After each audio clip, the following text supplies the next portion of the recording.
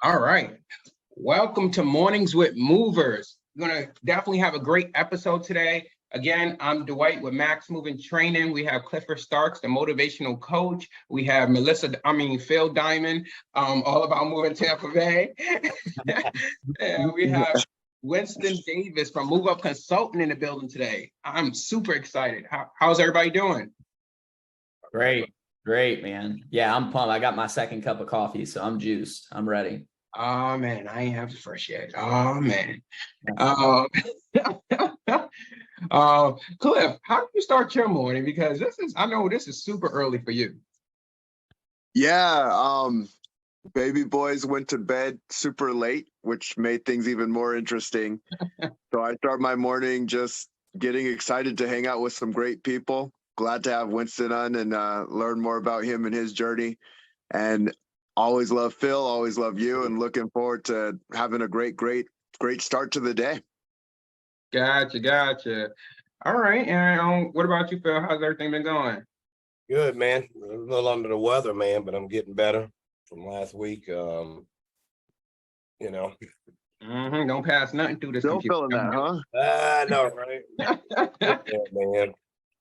All right, Winston. So, like I said, Winston's a hard man to reach out. So, we had to jump through a lot of channels, but we're excited to have him here. How's everything been with the recruiting, everything with the business?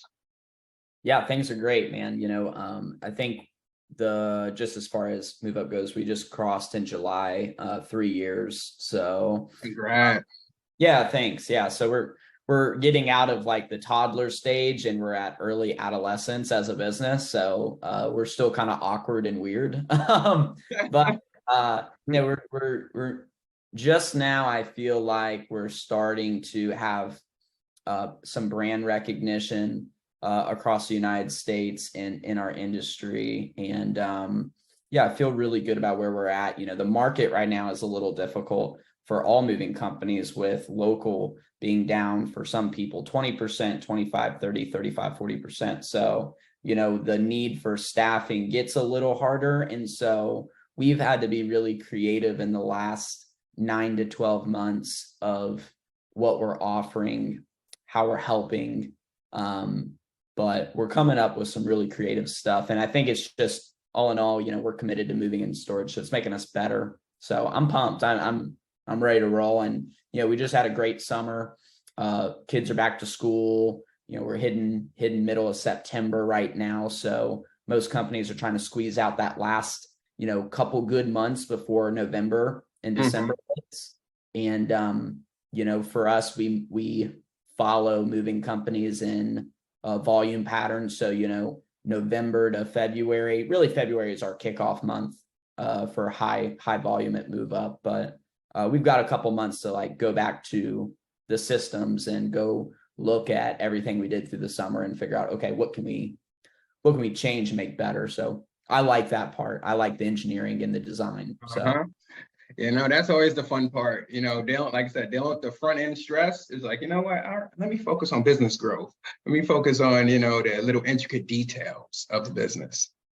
So we had, I think, Ellis from Black Tie Movers on an episode a couple of weeks ago, and he talked about, I think, paying movers every 2 weeks. And I think that just caught me like by storm, because I never ever heard a company doing that, but it works, I guess, if that's your policy. What's your thoughts? Well, I think that the first thing is make sure that you got the paychecks right. They go out on time. Not everybody is getting that one right still. I think personally, weekly pay is a really great frequency for our industry. 2 weeks is fine if that's what your business does and that's the expectation you set. And then I know some people that they have the ability to pay out daily, which is a real competitive advantage. Weekly is really most businesses do a 2-week pay period. So as a moving company, when you compare yourself to other companies in your area that are not moving, that are the Targets, the Walmarts, the retail stuff, whatever, they're 2-week pay periods. So if you're doing 1 week pay periods, that's a USP. That's a unique selling proposition in recruiting, to be able to say, hey, you get paid weekly here, right? Okay, it makes sense. Makes sense. So I know you're a numbers person when it comes to this side of the business or so like that. So how, I guess, I know Phil, I know you and I talked about it. You love your day laborers and stuff like that. But how would you guys compare, the statistics, or not statistics, but like, I guess, what type of metrics do you use to do the labor percentage? Like, how can one tell if they're being profitable with their labor? You want me to answer this, or you want? Yeah. Okay. Well, I think profitability is can be looked at in a few ways.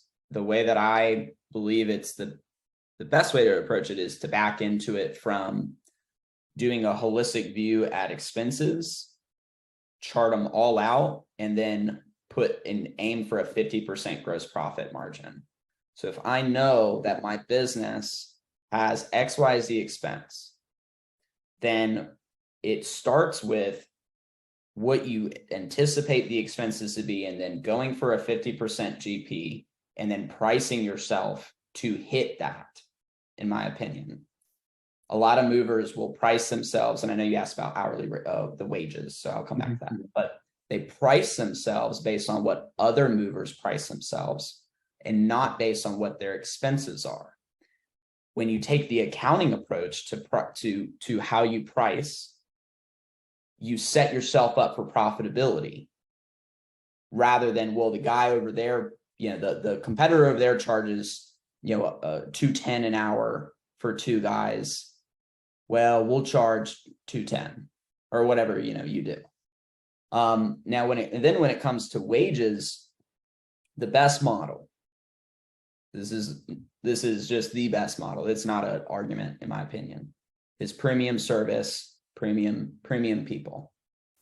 Offer a great A+ service and pay guys at an A+ rate, but back into what you can pay them. So if I know that, all right, I can start helpers at 19, and they can get up to about 22, and then that's about where they're going to cap. And then a driver can start at 21 and they can go to 25. If those are your numbers, those are your numbers. So you can't bring somebody in and start them at something that's not that.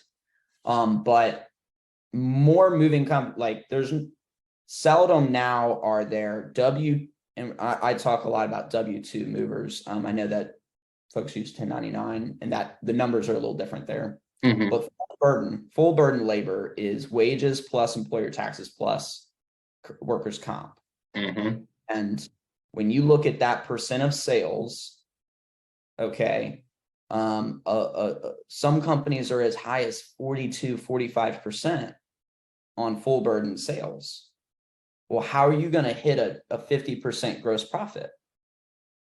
It won't work. So when your full burden sales is probably going to need to be 32 to 35%. And those numbers can play up and down depending on where you're located, what your business model is, because the full service mover that's white glove, does true full service home protection, etc., versus the load unload labor only moving company, they're two totally different business models. So your numbers are going to look a little different, right? You've got different overhead, different costs. This company doesn't own any trucks. They don't wrap trucks, right? They don't do some of those things. This company over here takes on a lot more expenses, right? So, wages, though, I think you should strive. I always look at big box retail in your market. So if you're in, I think, was it Phil? Phil, is that what, Tampa Bay? Is that where you're at? Yep. So I would look in Tampa Bay, where you're at, and Tampa is a big area. So I would look at, specifically what part you're in there. And I would figure out, what does Target pay? What does Walmart pay? What does Starbucks pay? And then I would start looking at local as well, local regional jobs. What's the major warehouse players pay? And then our movers should make more. Absolutely. Like a lot more. Yeah. And so if you're even close to what the big box is, you're not doing it right. You're too close, because moving's way harder. Why would I take a job with your moving company and sweat my butt off every day and have to wake up early and have to work kind of hours that are unpredictable at times and not have guaranteed schedule, when I could work over here and they gave me a guaranteed schedule? I don't have to sweat my butt off. I'm in AC all day. You know what I mean? We have to be far greater. So you're going to see movers go from making 15 to 20 an hour to, then most companies are already moving this way, but in the 25s and, in the 30s, like you're going to see movers make 30 an hour in the next few years, because it's just the movement of inflation and cost of living. Dude, I can't tell it. Shoot, with the way the market is looking right now, it's like you almost gotta adjust your rates downward versus upward. And then, now you're going upward with the labor rates. And it's just like, hold up. Like, it's not that. You get squeezed. Yeah. Really hard right now. Yeah. So, no, that definitely makes a lot of sense. So now with the cap, you said like, for let's say drivers, for example, you may have mentioned like 22 to 25 or something like that, like a range. Now, with that being said, is it, I don't know. Do you feel like that's a motivational for them to move up in a company where you're like, well, hey, we're going to cap you at 25. Should, if you want to move up, now you become that 26 to 28 range, maybe at the new position. Is that like a motivational push? Well, I think, so the way that you communicate that with two different groups, when you communicate it with the frontline employees, I probably don't use the verbiage of like a cap, because that's going to come off bad, right? With my leadership team, we're going to talk about the numbers and the reality. And with them, I say, hey guys, because I want a good ops manager is involved in some of the numbers, and then a true general manager controls the P&L, and they get guidance from the owner. So a true general manager should be like all over this because this is your number one expense. Master the labor. So when you're talking with the movers and the guys come in, and I know how it is, hey Dwyght, bro, man, I need a raise, man. Right? The reason companies get that is because they have not built a system around how performance reviews happen in your company. And there's not been expectations set about how you talk about how to get raises and how to talk about earnings and wages. So if you actually set that tone from onboarding and say, this is the PR schedule, every company should have, their leadership team should have a calendar with all the PRs. Performance review is a PR, right? Every quarter you should have PRs with every person. Most people only do them annually. I don't remember anything from 11 months ago. So how do you, unless you're just super great about documenting every bad thing and great thing, which are we, Yeah. So when you talk about, when you're having conversations with movers and drivers about pay, it's always about, you have to earn your way, and you want guys to be, self-promoted. I want drivers that were helpers to start. It just doesn't always work that way. Sometimes they just kind of stay where they're at. There's some guys that are like that, but they're loyal. Yeah. And I'm not going to shoo off loyal people. No way. But you do have a really great development program to move people up. Gotcha. No, that makes sense. I never thought about it on a quarterly basis. I've heard of it, never attempted it because of how much more involvement or work that is, extra around it. But I've always felt like I'd rather not be biased. I'd rather not just go off the last 3 months of one's performance. Like when I worked in retail, and you could tell based off your performance review, everything was kind of like in that last 3 months of performance. I'm like, I've been here for a whole year. What do you mean? I'm only getting this, and this is based on this. So, I think for me, what I did to change that whole concept was I made it about factual documentation. If you guys have a CRM, you guys can see, in most cases, you could see internal reviews on a person. So you can base it off of, oh, well, hey, how's he been doing? Do you do field checkups? Do you go out there in the field and say, well, hey, how's these guys doing? Do you do an individual report? Well, hey, the way he talked to the customer today, that could probably be improved on. The way he loaded up the truck or his skill set definitely could probably be improved on. But obviously, be very detailed about what could be improved on. So when you have that sit down, it's not just like, oh, well, yeah, I think you can improve on it. Well, how?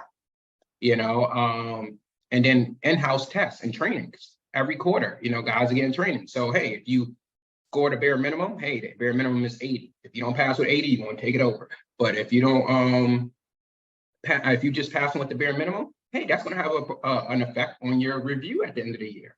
So I'm taking like 5 different categories and just saying, well, hey, this is factual information, not based off of how I like you or, who like you, who don't like you. And then basically I'll have a department manager, oversee that review first. Hey, I want you to oversee that review. Then I want to use my information to oversee that review with that employee. So it is not like, okay, we didn't give that employee that best review we can give him based on a collaboration of leadership. Mm-hmm. So that's how I do the yearly reviews. I think if I did that quarterly, it would be an animal to get so much going on. Yeah, and that's always the dilemma. It feels like such a larger workload. But the things that I've learned in my own business at Move Up, and we've got about a little less than 20 employees, is there is far greater cleanup work with not having people understanding my expectations of what I wanted. And when we had this quarterly pulse, the PR, we changed it from being about a compensation review. We changed it to be about a core value alignment and a growth review. And it just so happens we also talk about money at the end. And so it's about their growth, which this is not a new concept. People have figured this out before, but it's a matter of like, are you doing it? Are you executing it? Mm-hmm. And have you as the leader worked with, because like I don't do all the PRs in my business. I actually only do a couple. Makes sense. I do the couple people on the leadership team, operations manager does the next level of operations, and then that next level of operations, the mid-level, does all the frontline operations people, et cetera. And then I get reviewed every quarter. We just started doing that the last reviews. So I'm on the hot seat, and there's a panel PR that happens with the leadership team, and then I'm the one that they're reviewing. And so it holds me accountable too, because I act for my business. I act as the general manager. So, I should be I should be held accountable too. So if everybody is bought into it, the model around raises, we want to come back to wages, is I'm a big fan of not doing big jumps less frequently, but doing small bumps more frequently. So rather than, for example, like somebody in my call center, rather than giving them a $1.50 or $2 raise like once in the year, I'd rather give them like a 25 cent to 50 cent bump to maybe 3 times in the year. Because when you do that, you actually get a spike in performance and energy, because everybody feels good when they get a raise and they get praised. Raised and praised is kind of the tandem there. You want to praise first, because that's what, that's, start there. But people feel good about it, right? You walk out the door and you're like, all right, cool. Like I'm being recognized, like not just verbally, but now financially. If I got to go 12 months, 18 months before you do something for me, it's tough. And then the other thing we do a lot, I think this is something good that'll help a lot of your audience, is we do way more cash bonuses at PRs. So we just look at it as a 90-day run. So it's like, okay, what was the notes from the last PR? Did you move the needle on those things that needed to be improved? And did you maintain and grow the things that were excelling? And then we set expectations at the last PR about, hey, financially, this is what you're working towards. You're at, 1850 right now. Your last base raise was 6 months ago. If you keep on the track you're at, you're working to go to 1925 by the next one. Like, we tell them, like, this is what you can earn at the next one. So there's not a negotiation. Like we already said, like, this is the next number for you to be able to earn, but you got to do this. And if you don't hit your core KPI, and if you don't have movement in your core value alignment and growth, then you might not hit it. And so we've already set expectation about what it is they're working towards. So they know at my next PR, like, if I do well and I bust my ass, like 1925 is my next number, because we already told them that that's where they're probably going to go next.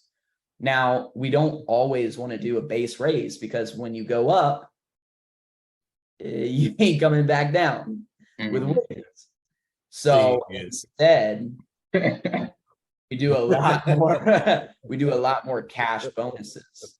So, if you give somebody, let's do the math here. The average employee annually works 2,080 hours. Okay, 2,080 divided by four quarters is 520 hours in a quarter. Now, I know for movers that's going to be all over. You got guys working 20 hours, you got guys working 70 hours at times.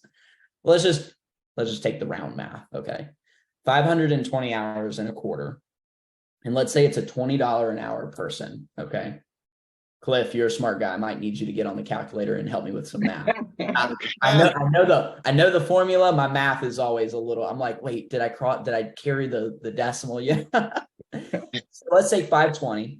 Okay, 520 hours. Times that by $20 an hour, and in a quarter, somebody made $10,400. Okay, in a quarter. All right, 3 months.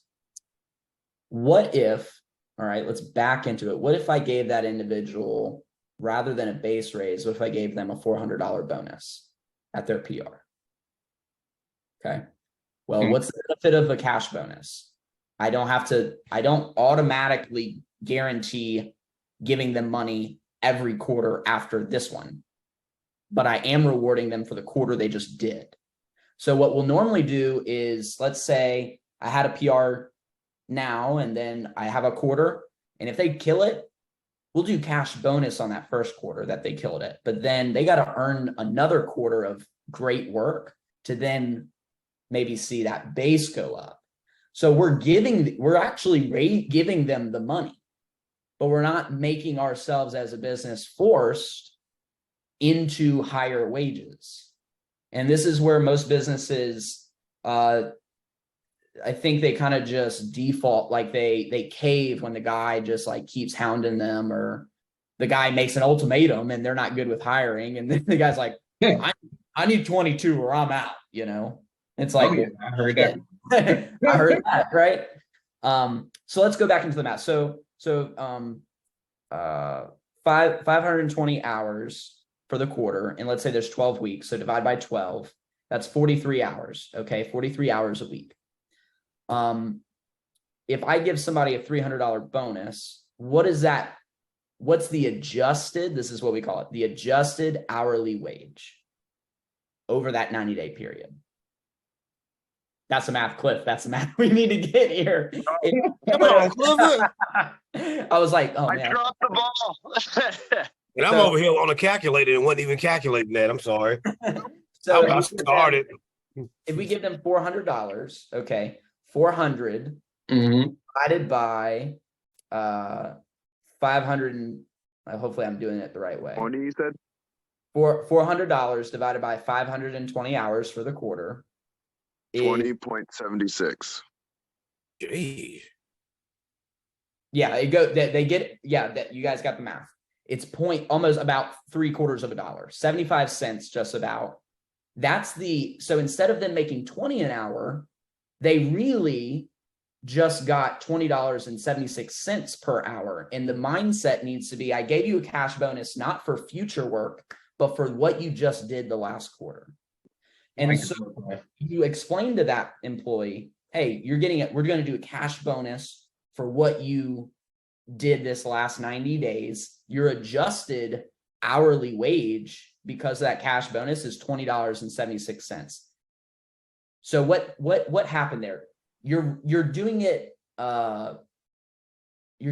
not backwards, but in the right order, in my opinion.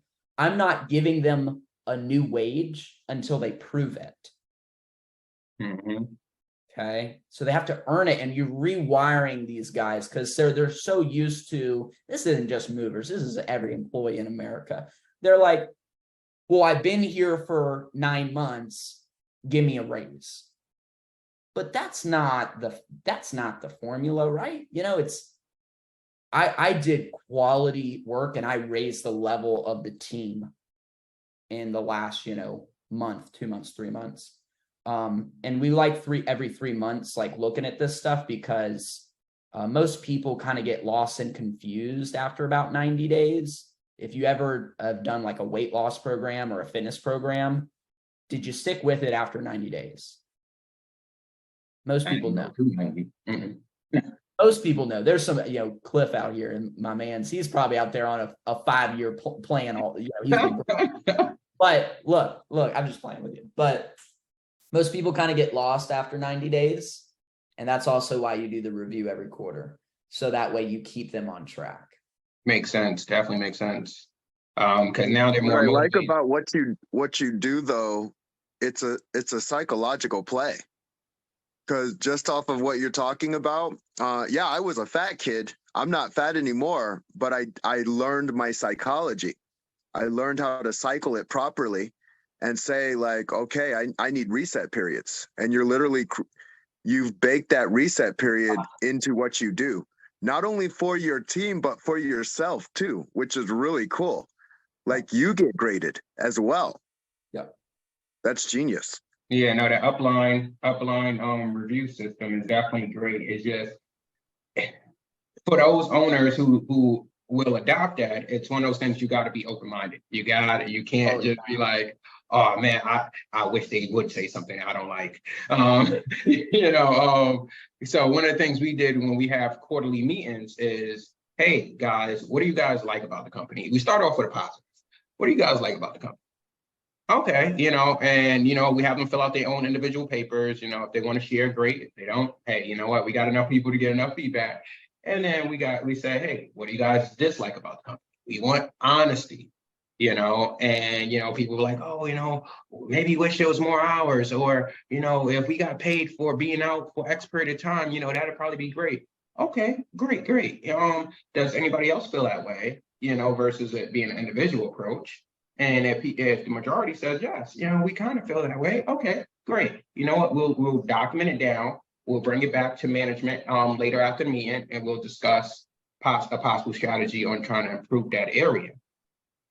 And and that's how we do it. Versus, I don't think I have enough management team to do an upline towards me. So we kind of just do it as a whole company, so that it's kind of like the company's ran off of employee votes versus kind of like management dictating. Yeah, I used to think that too, like that comment of, I don't know that I have enough like management leadership to review me.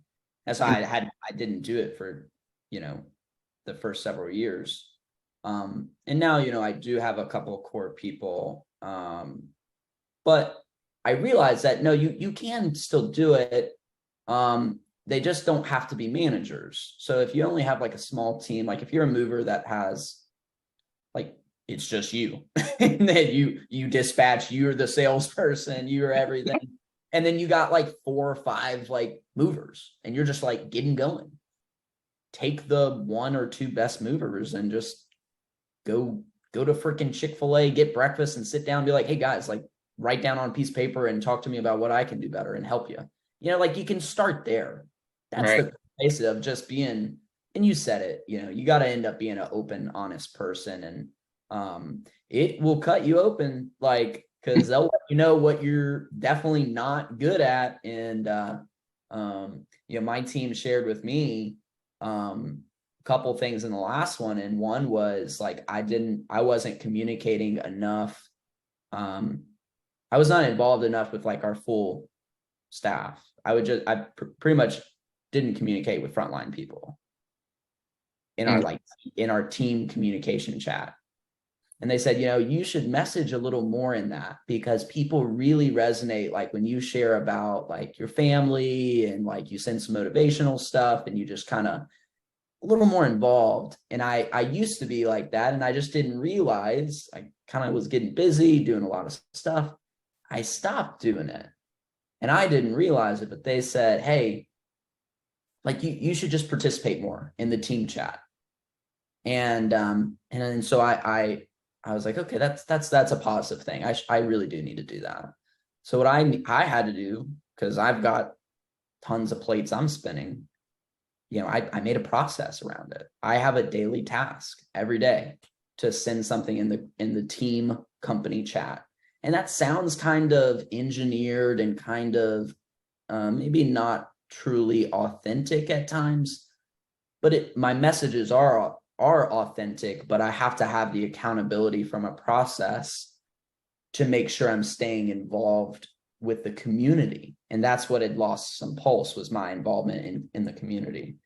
And if I was just like an investor owner, sure, maybe it's a little different dynamic, but I'm the general manager owner role. And so I need to be so involved in my community. Makes sense. Makes sense. Back to you is huge. So Phil, you ready for that upline review from your team? I tell you what, man, as you know, Dwyght, a lot of my guys have been with me since I began this business. So they kind of call me out a lot, not necessarily in a meeting, like on a job. Like I'm OCD and I'm a little perfectionist. So the small things irk me, like tape lines on a box. I don't like them to be crooked, right? I mean, it makes sense. I went out the other day, had a pretty decent sized job, and went out on a job, man. And one of my guys was labeling it was a pack move as well, and he was labeling all the boxes on the top. And I'm like, why the hell are you labeling all the boxes on the top? And he's been with me for a while. So he's like, Phil, we've always done it this way. And I'm like, well, not today. We're changing it. So I went outside and I was walking alongside of the truck. Like, man, I'd be glad when he just leave, man. He's going to make this last all day. And it's funny that he said that, because, I had to really think about, like, damn, these guys don't even want me around half of the time, just because of, it does get in my way sometimes. Yeah, that perfectionist, yeah. As I was there, I had one customer walk by and was like, hey, can you make sure the guys wrap this picture up really well? It really means a lot to me. And I'm like, yes, ma'am. And then she said it again. So I said, you know what? Before I leave, I'm going to wrap this picture up. Dude, I shrink wrapped it, cardboarded it, padded it, cardboarded, and padded it again. Yeah, that was about a good 5 minutes on that one picture. Hey, oh man, I didn't think you said you needed to take it care of. I'm probably not the best guy to tell it to. But I think that is a good idea, though. I actually wrote that down, of what Winston said there, of getting feedback from, your staff on, what you're doing, because it's not a perfect world, and as business owners, we tend to only think it's our way or no way.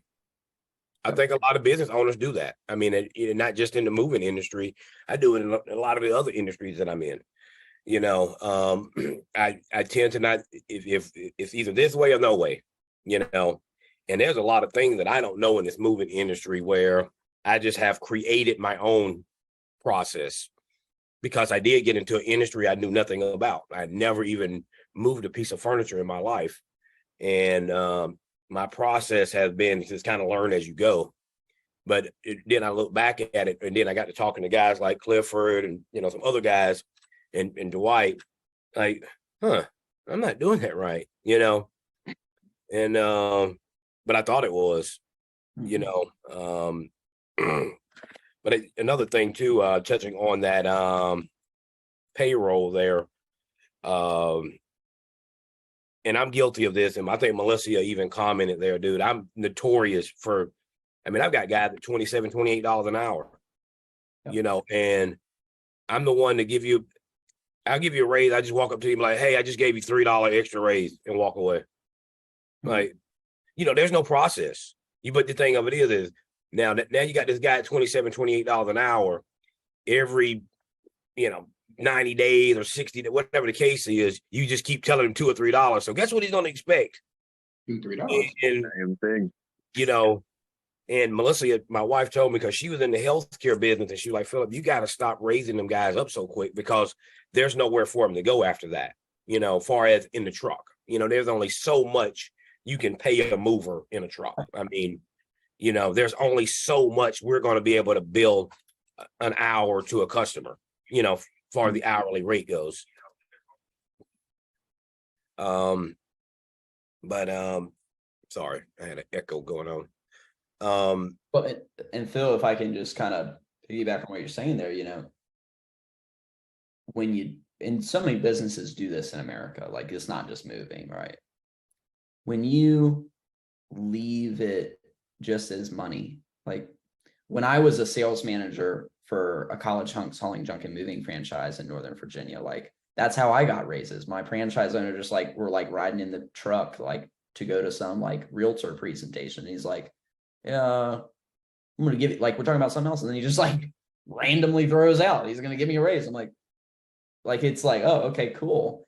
You almost comprehend it. And then the other thing is all right, did that get documented down? He said it, but I didn't see him write it, And but you deprive the business of an amazing opportunity, and that is to raise that person up. That's when you always want to attach, the praise with that raise and put the money with words, because if you just say, hey man, I'm giving you extra $2 an hour, I'm giving you extra $3 an hour, pat on the back, and that's it.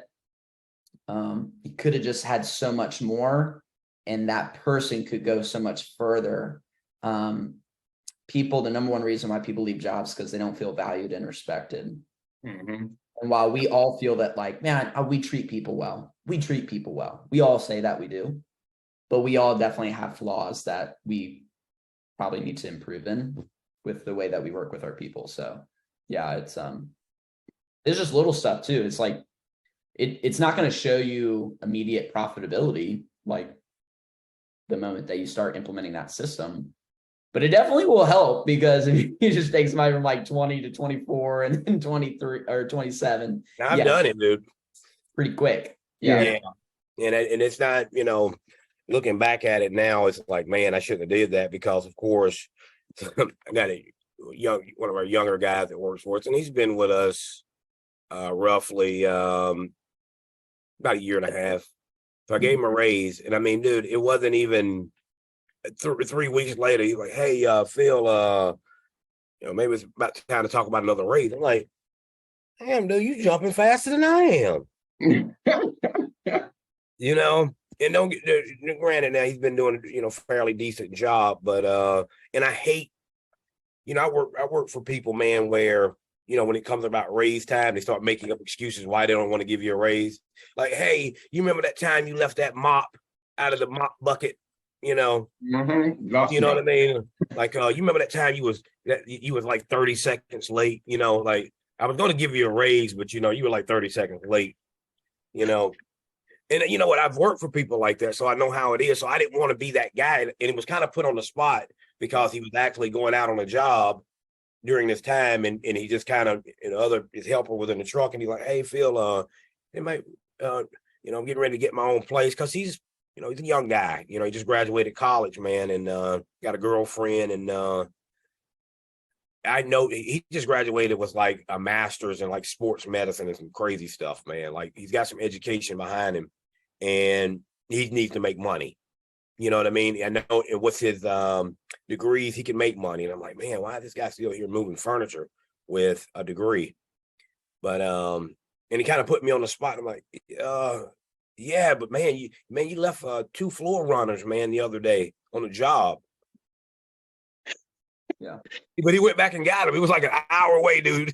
He went back and got him in his car. You know what I mean? Like, I don't know, man.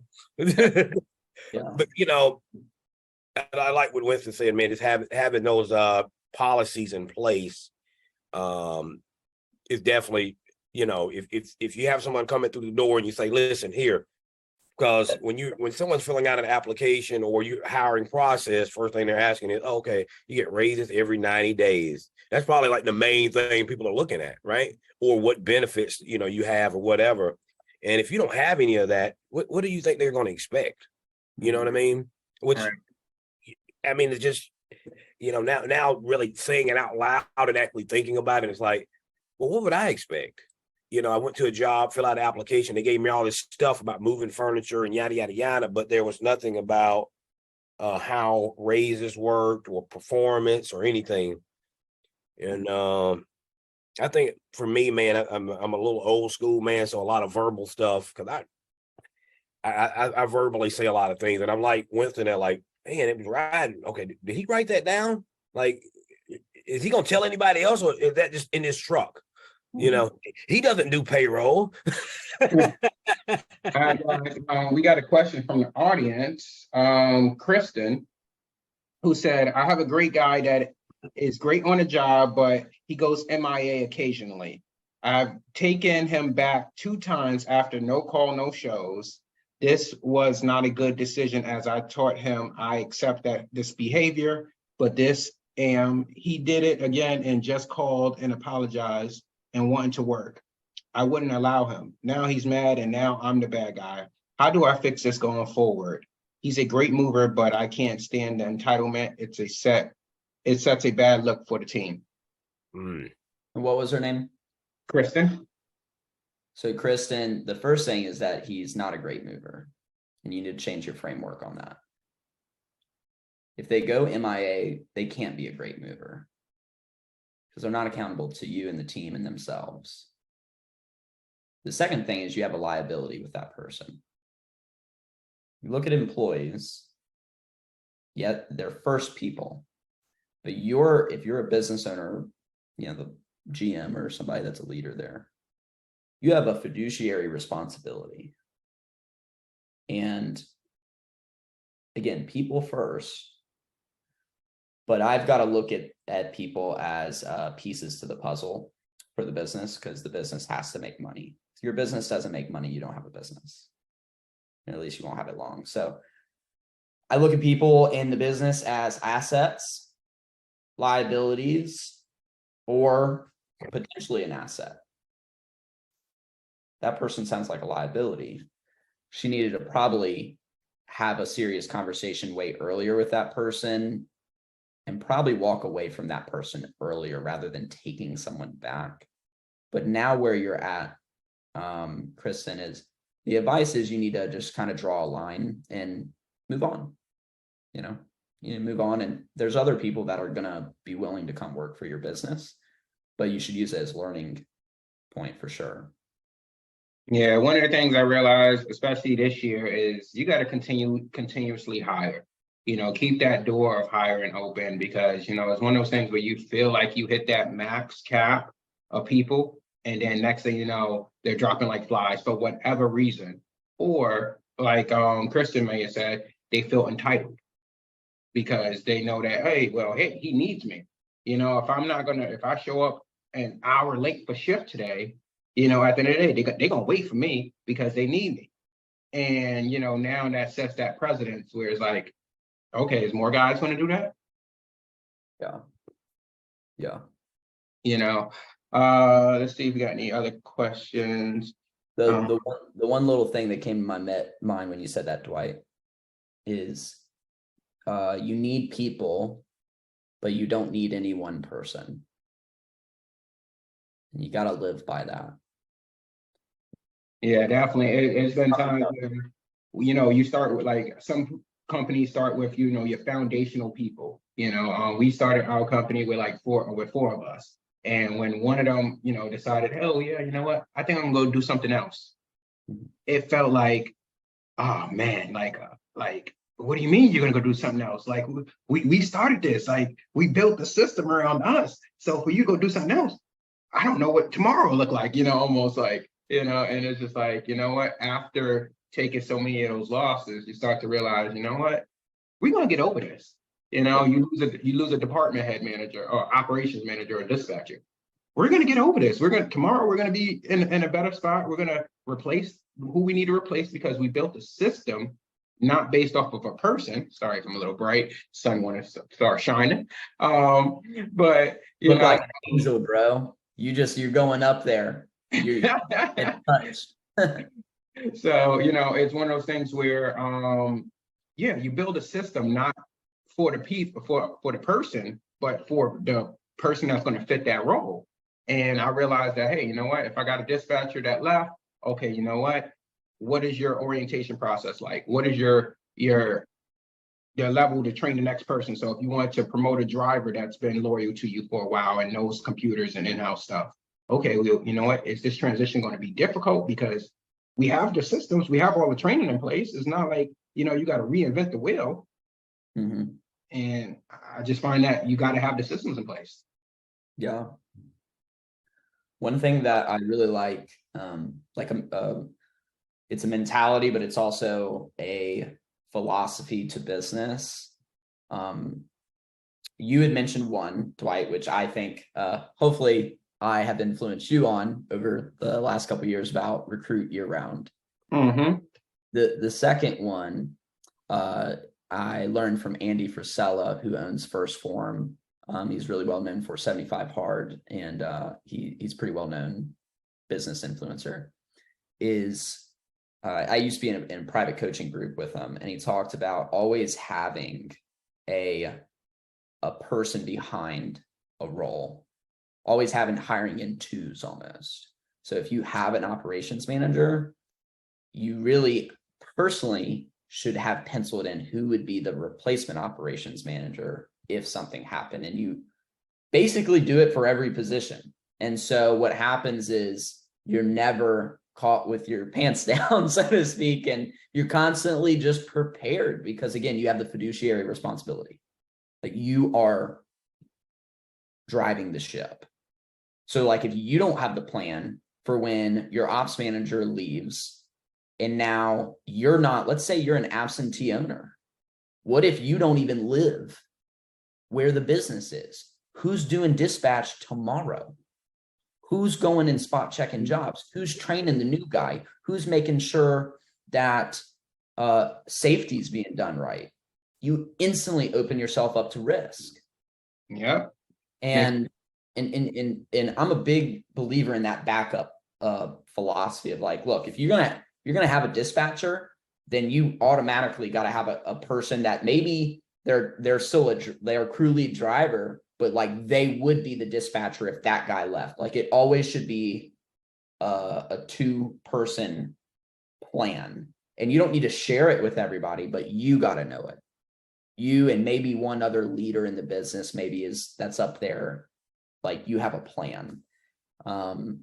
That's crazy that you say that, because I'm like, when you think, you got that original idea, but it's really like, the telepathy, that big word where, the brains connect, that. But it's one of those things where it's just like, I was just thinking that recently where my, I travel far to get to my office now. So I'm always thinking like, yo, what if this person you put in the seat to open the door, set the day off, make sure everything goes well, just don't show up for the day or for whatever reason?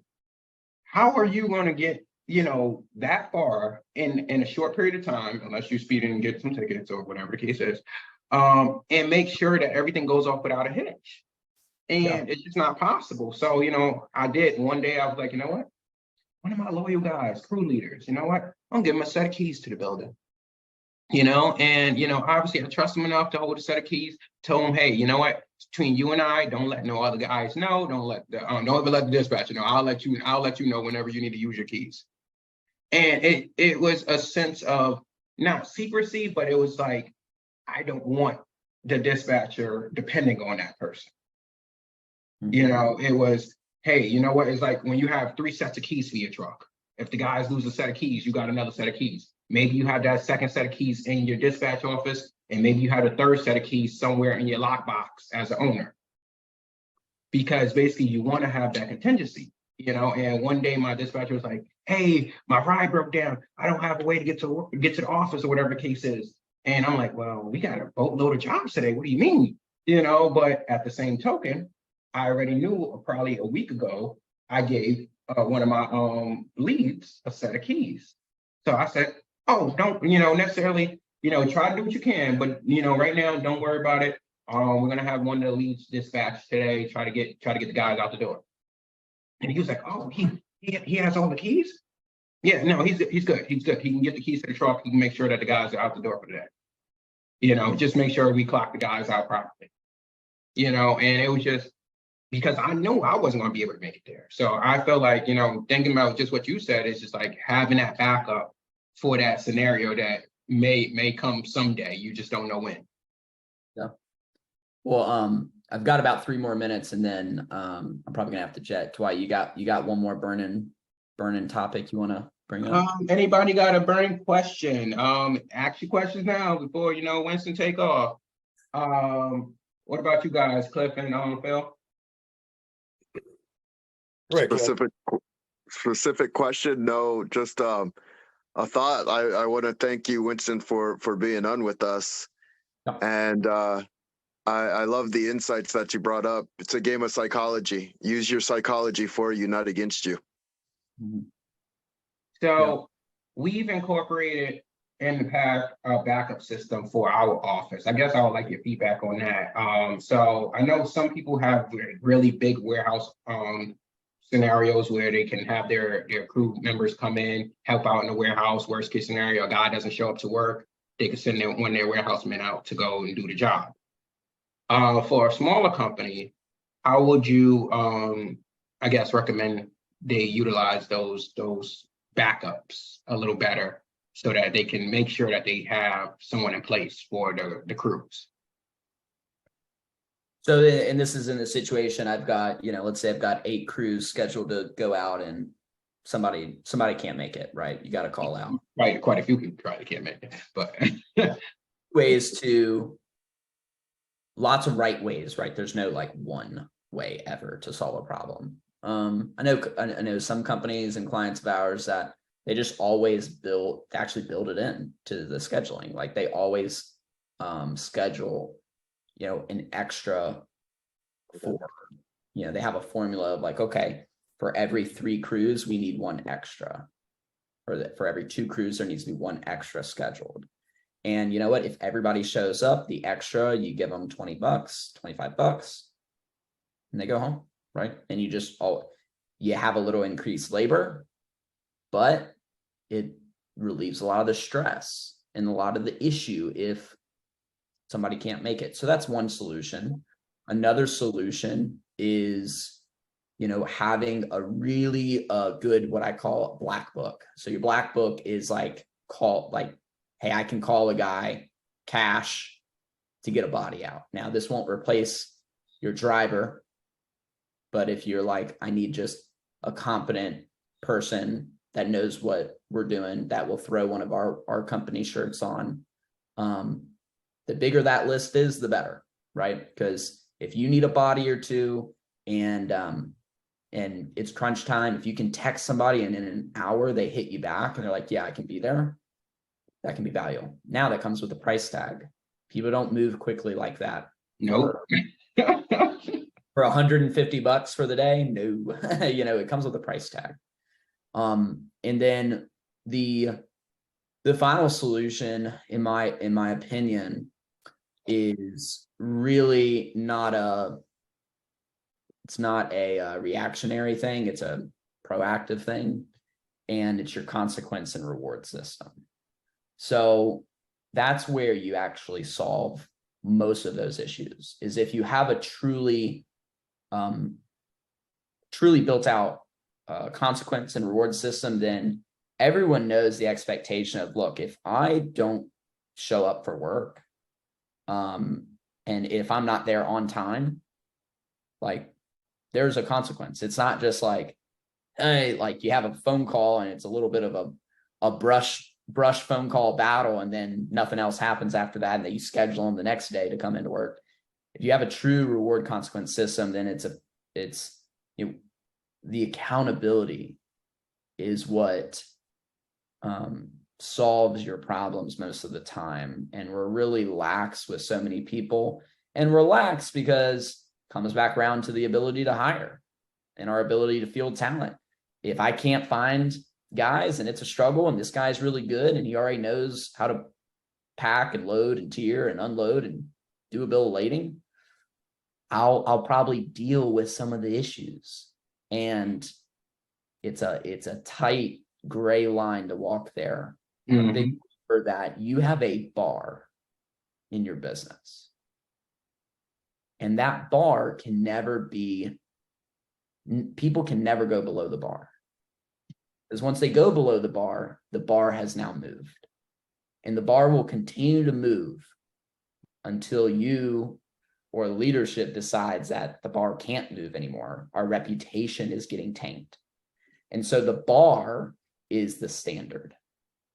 That's where you really solve the problem proactively. But in the reaction, in some planning, you can always put extras and you can build it into scheduling, right? And then you can also just have a really good like black book or Rolodex of like, well, they'll move for $200 or $250 or $300, but it's costly when you do that.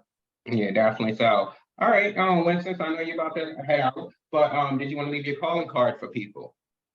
Yeah, sure. If you're a moving company out there, you're having a struggle with just finding quality movers and drivers, we can help. You can go to moveupconsulting.com. You can email me at winston@moveupconsulting.com. And not only, that's about 80% of our company. The other things that we offer, we place, we do headhunting for office roles like ops managers, general managers, sales reps, customer service reps, office managers, warehouse managers, etc. So that's another big thing that people use us for a lot. And then we also place international contractors. So if you're looking for something that's a little outside of the box, maybe you want to try to maybe have a person, like an operations person or a sales manager that's just overloaded.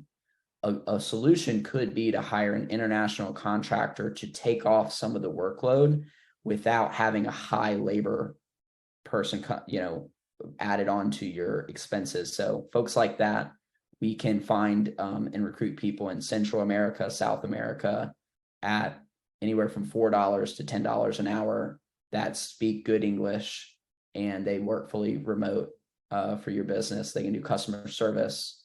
They can do some inside sales. They can do admin work.